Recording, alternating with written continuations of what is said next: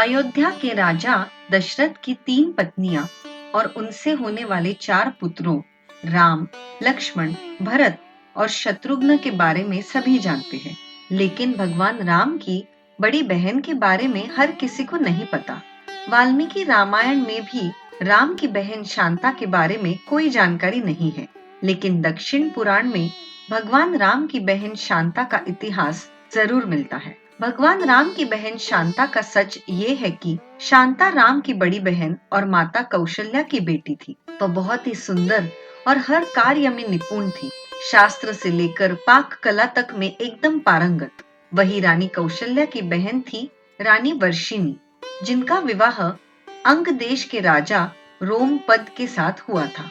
दुर्भाग्य की बात ये थी कि किन्हीं कारणों उनकी कोई भी संतान न हो सकी।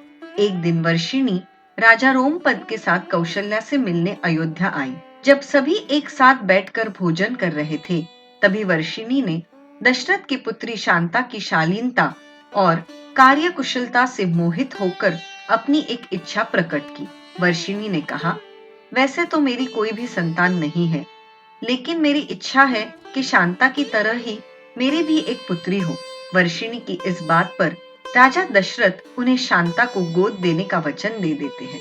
इस प्रकार राजकुमारी शांता अंग देश के राजा रोमपद की पुत्री बन जाती है। एक दिन राजा रोमपद किसी काम में इतना खोए रहते हैं कि उनकी चौखट पर आए ब्राह्मण की आवाज उन्हें सुनाई ही नहीं देती। फलस्वरूप ब्राह्मण को खाली हाथ वापस लौटना पड़ता है। देवराज इंद्र को राजा रोमपद द्वारा किया गया ब्राह्मण का ये अपमान जरा भी रास नहीं आता। वह अंग देश में वर्षा न करने का निश्चय कर लेते हैं। ऐसे में बिना वर्षा अंग देश में सूखा पड़ जाता है। इस वजह से अकाल की स्थिति पैदा हो जाती है।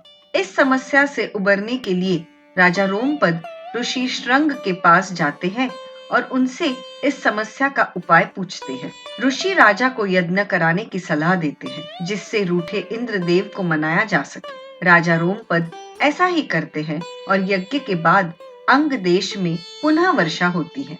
इससे अंग देश में आई समस्या का अंत होता है। ऋषि श्रंग से प्रसन्न होकर राजा रोमपद उनसे अपनी पुत्री शांता का विवाह करा देते हैं और शांता विवाह के पश्चात अपना सारा जीवन सुखपूर्वक ऋषि श्रंग के साथ हंसी खुशी व्यापन करती है।